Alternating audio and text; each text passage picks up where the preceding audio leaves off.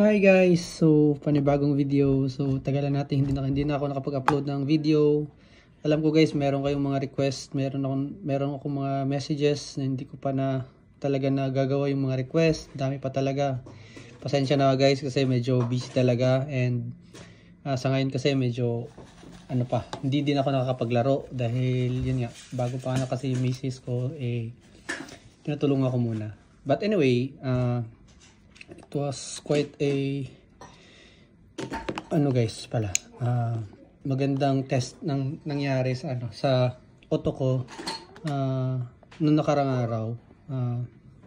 Dinala ko yung dalawang main auto ko. Ito yung pinaka main ko, ito yung secondary na main ko. So sa auto ko pala guys is papakita ko dito yung video, yung runs, and then after sa video makikita nyo yung recap ng makikita nyo yung details na about sa auto ko, both sa dalawa. So sige guys, check nyo muna yung video.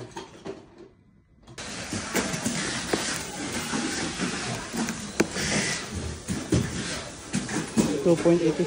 So ito yung test natin guys, yung main na auto ko. Panandali ang test lang to guys, as in panandalian lang talaga. Kasi may nilakad lang kami ng anak ko, may binili. And then since andito naman din kami, kaya naisipan ko na lang din na mag-check. Wait lang guys. So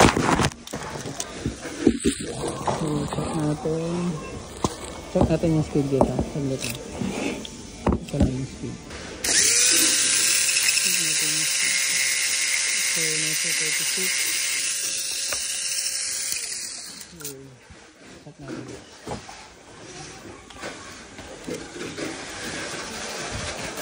Yung layout talaga ito. So ito yung layout. Ito yung layout.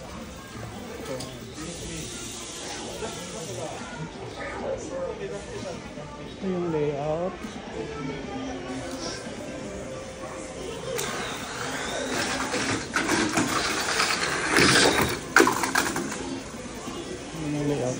Okay, so let's try.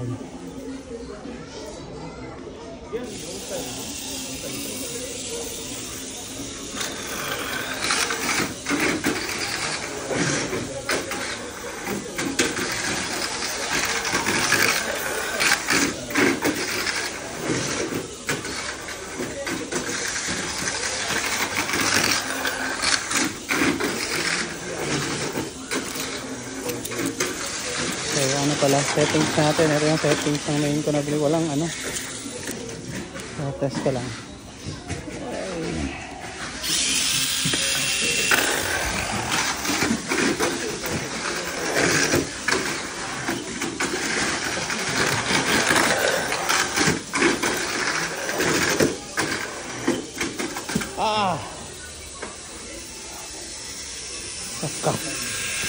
Fail tayo sa test.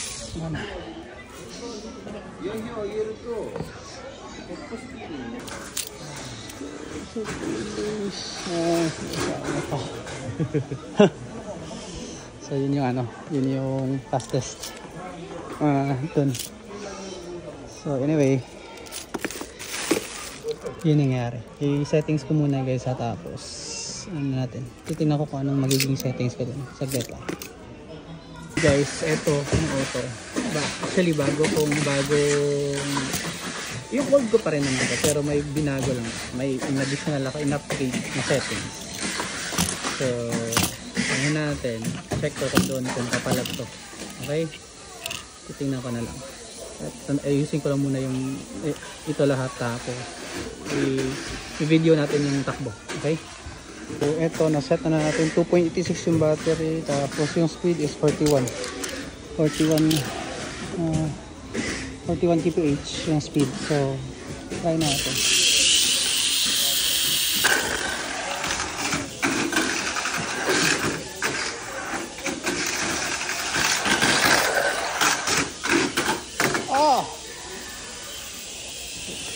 Gets ko na guys. Okay. 2.79 volts, tapos may binago ako sa front na brakes. nag all white ako. Tapos ang takbo is 39 kph. Yun nga ako. Okay. Ready. Nanda.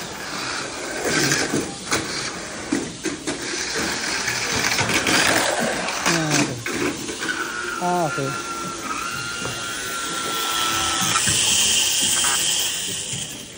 Okay.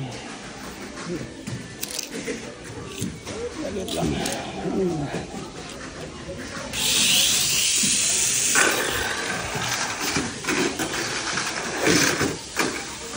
Oh. Nanda.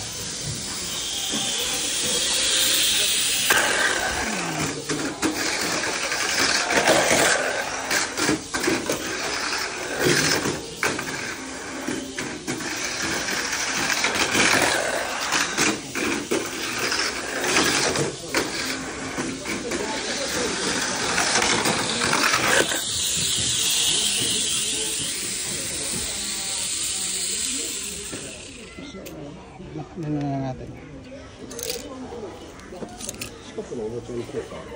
2.73 ako. 2.73 volts and then 39-38 kph pa rin kasi. So, pero subukan natin.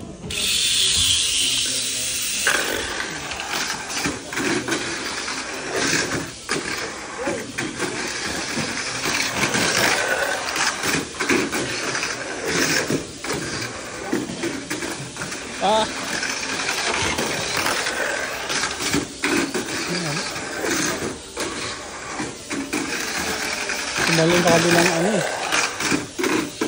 Yun lang. Okay. Tumalon sa ano eh.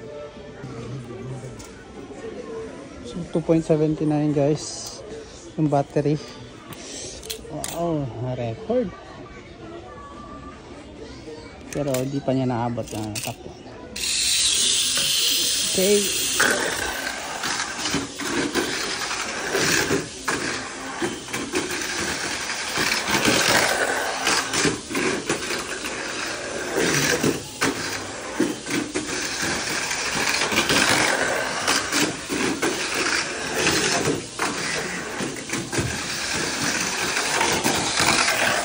Oh! Wow! 2.71 guys. Okay. Ito. Sumimasen. Ito.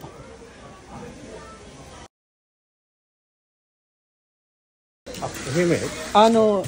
FMA desu. Ito. Speed dash. Speed dash. はい。名前ははい。すみませんでした。ありがとうございます。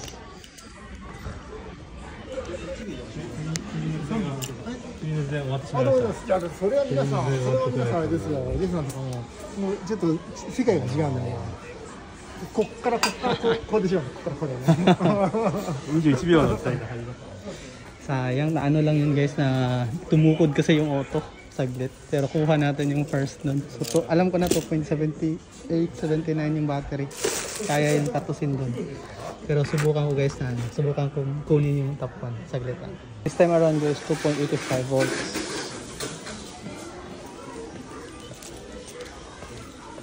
.85 volts guys. いいですか? 大丈夫ですか? はい。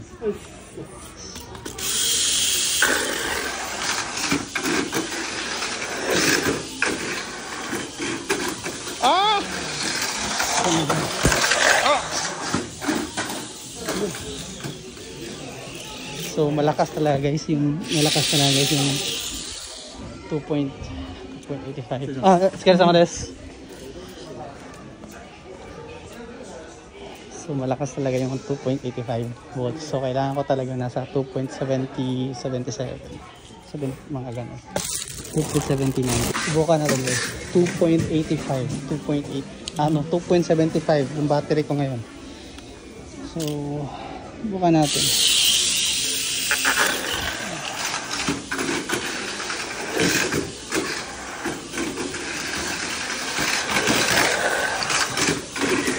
Maganda pa sana to guys kung naka super hard ako.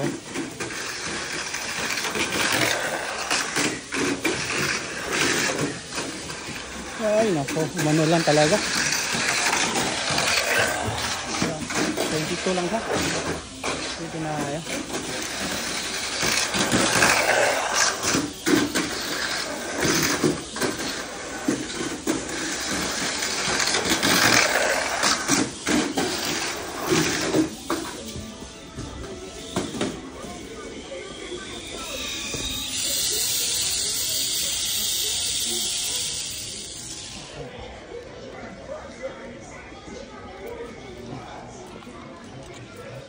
So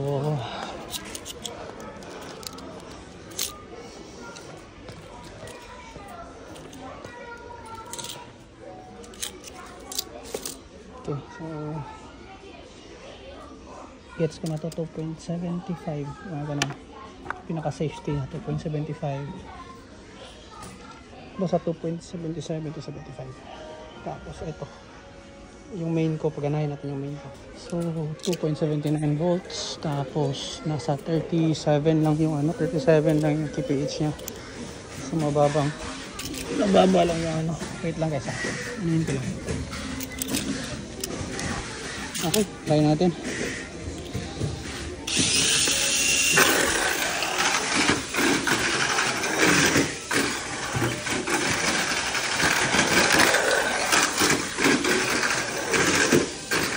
Gusto kong takbuhan sa auto. Gusto yung takbuhan sa auto, ganyan. Yan, ganyan. Takbo. Woo!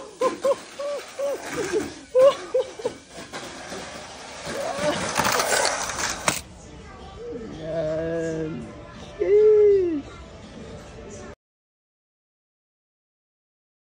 Ito na guys. Ito na. Kuha natin yung number 1. Agad tayo sa ayusin natin yung pangalan guys, kasi gusto ko palitan ng John Jet yung pangalan. Yan. Anuhin natin, display natin yung pangalan natin guys. Ito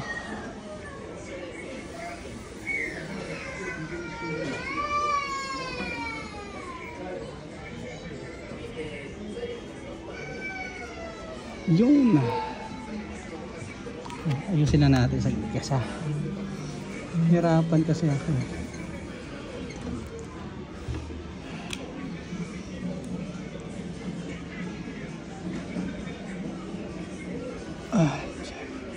F M A.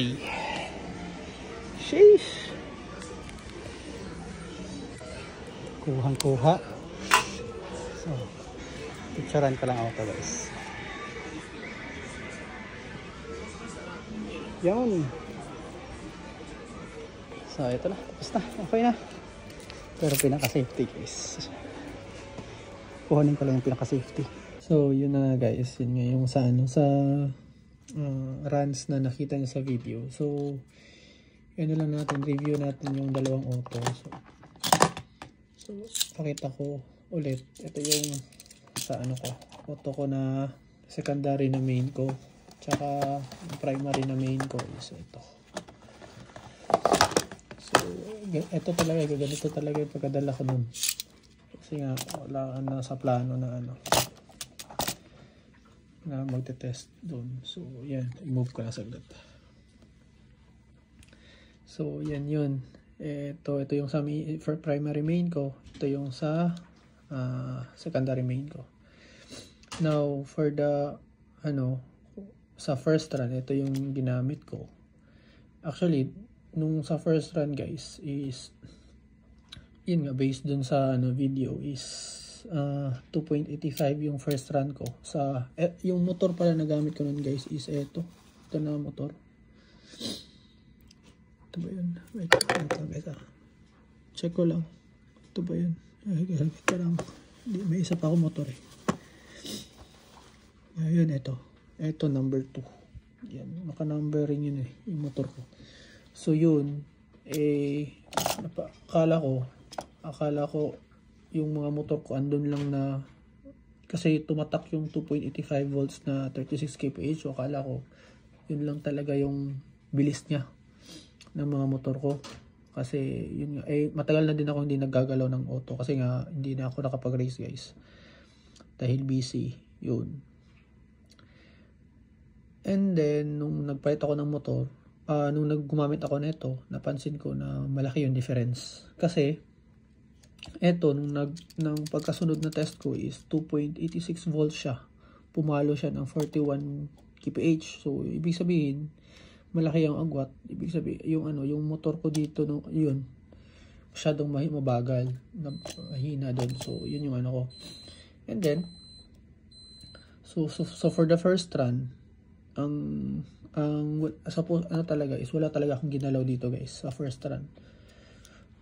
And then sa second run, ang ginawa ko lang sa second run guys is pinalitan ko siya ng motor. Yun lang yung ginawa ko dito.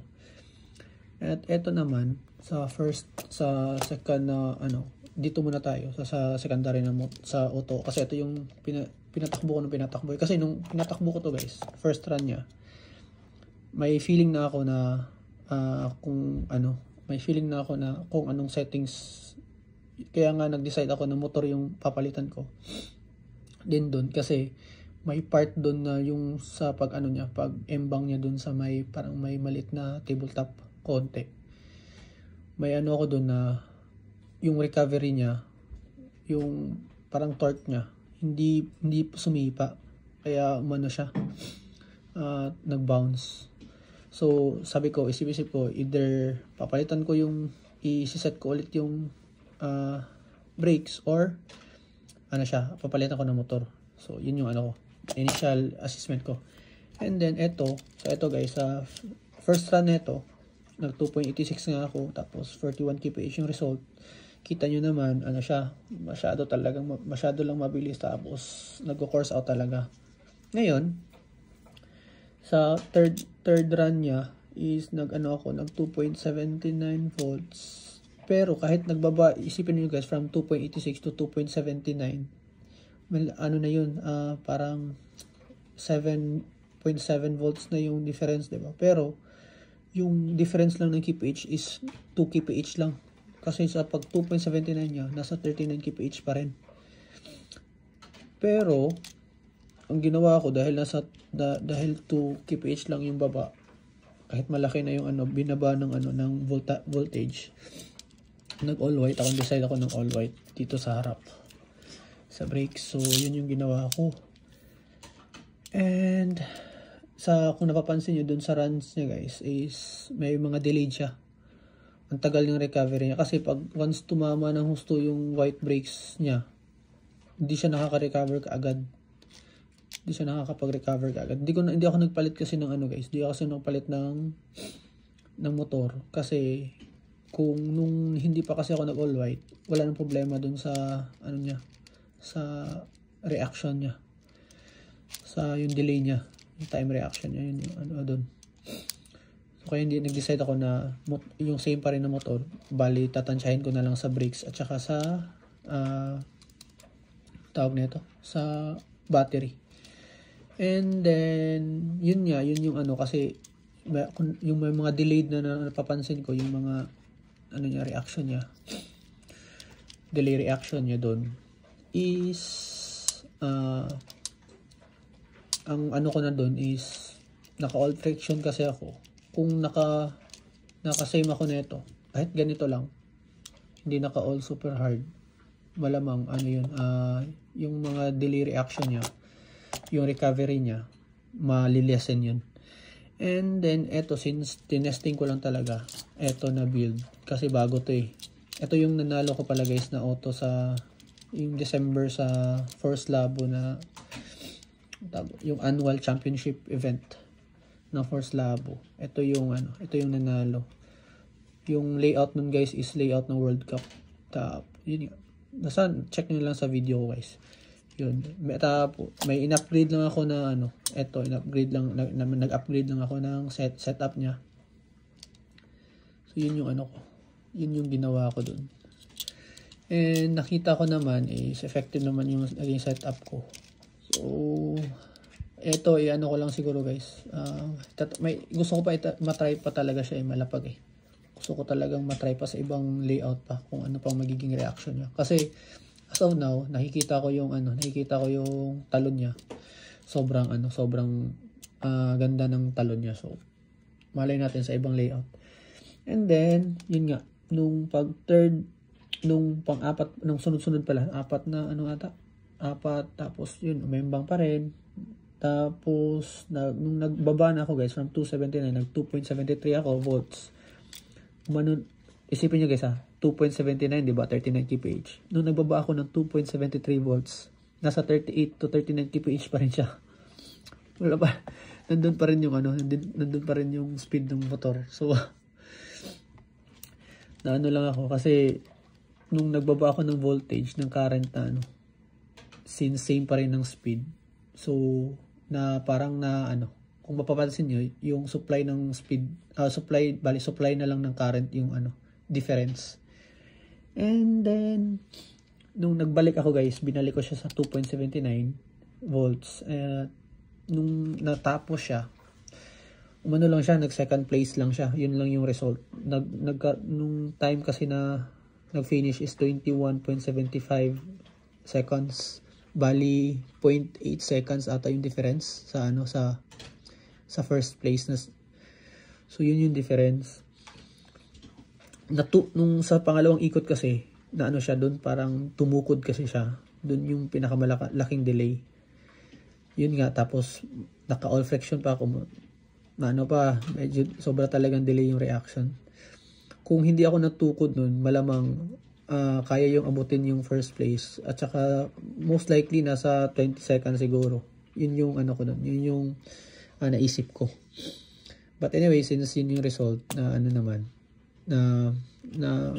tuwa na din ako dun sa nangyari sa auto. But, since, kung napapansin nyo, pumasok siya sa 2.79, diba? Pero, kung iisipin mo, yung third run niya, na 2.79, hindi siya pumasok doon. The reason why nun guys is uneven yung pagkalagay ko ng brakes. Hindi siya talaga, kasi minamadali ko lang ilagay. Hindi siya hindi talaga sa pantay-pantay. Kasi yung yung test lang is probably 20 minutes siguro. Ganun. So, yun.